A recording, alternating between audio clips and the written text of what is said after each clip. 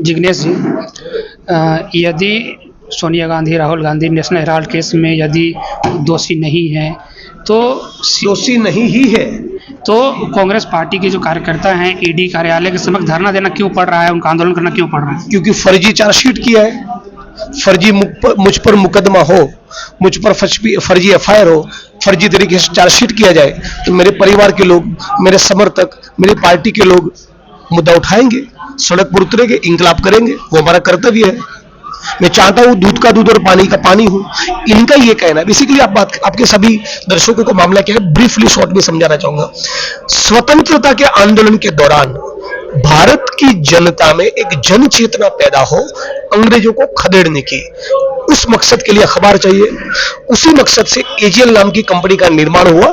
National Herald, नवजीवन और दूसरे media publications, दूसरे मैगजीन और अखबार छपते रहे, लेकिन उनका मकसद जन चेतना पैदा करना था, जनमानस को तैयार करना था अंग्रेजों के खिलाफ।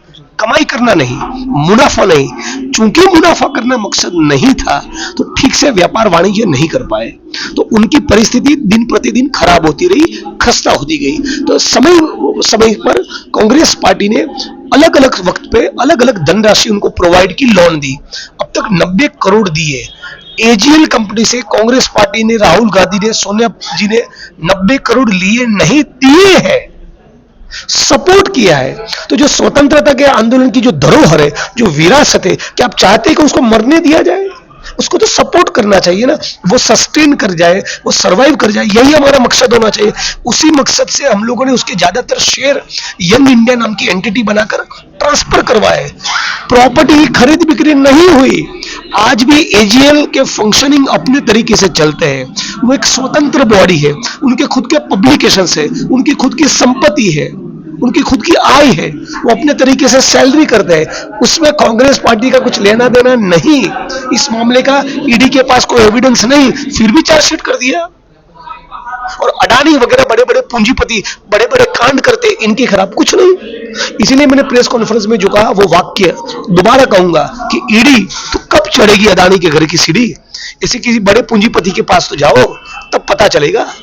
जो भारत जोड़ो यात्रा लेकर निकले, 4000 किलोमीटर पैदल चले मुल्क की एकता के लिए, भाईचारे के लिए, उनको टारगेट कर रहे हो, उनकी छवि धूमिल करने की कोशिश कर रहे हो। उसे क्या हासिल होगा? बात करनी है तो बेरोजगारी पे करो, महंगाई पे करो। मुसलमान, आदिवासी, महिला, दलितों को दिन दहाड़े सड़क पर मॉब लिंच किया जा रहा है।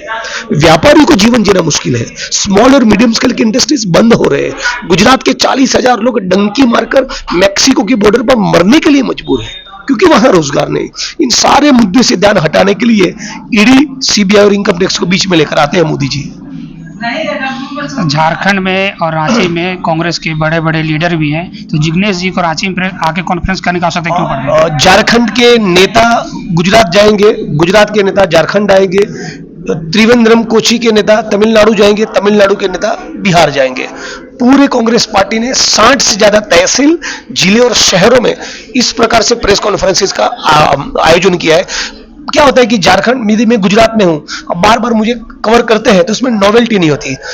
यदि गुजरात में कन्हैया कुमार आ जाए तो आप उसको कवर करना चाहेंगे, और बिहार में यदि मैं चला जाऊं तो बिहार का मीडिया मुझे कवर करना चाहेगा। तो थोड़ी फ्रेशनेस हो बात में, यही मकसद है।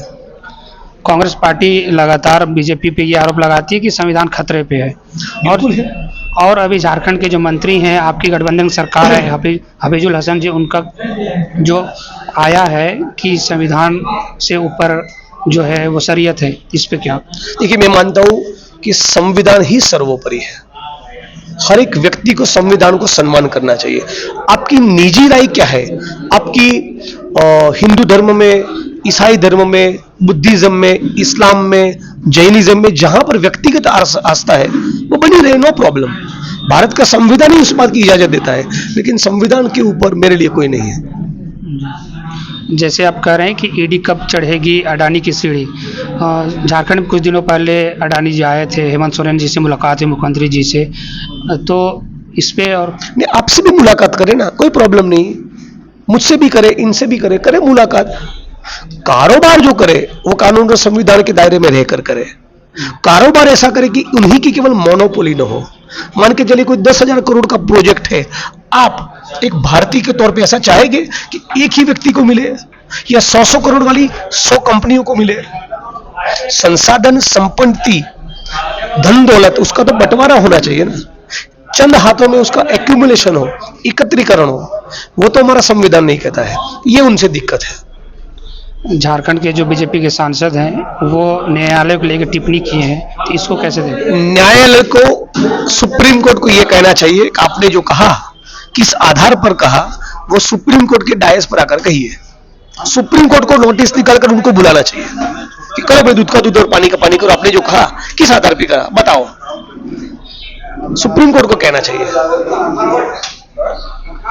आप सुन रहे थे जिग्नेश मेवानी, जो गुजरात से विधायक भी है गुजरात में, और झारखंड में आके रांची के ये कांग्रेस कार्यालय है, यहाँ पे ये प्रेस कॉन्फ्रेंस बाकायदा कर रहे हैं और ये बता रहे हैं कि जो नेशनल हेराल्ड का मामला है, सोनिया गांधी और राहुल गांधी पे जो आरोप लगाए गए हैं वो बेबुनियाद है, और इसी को लेके देश की विभिन्न जगहों पे प्रेस कॉन्फ्रेंस किया जा रहा है, और उसी को लेके जिग्नेश मेवानी आज रांची के प्रदेश कार्यालय में आए हैं और प्रेस कॉन्फ्रेंस कर रहे हैं।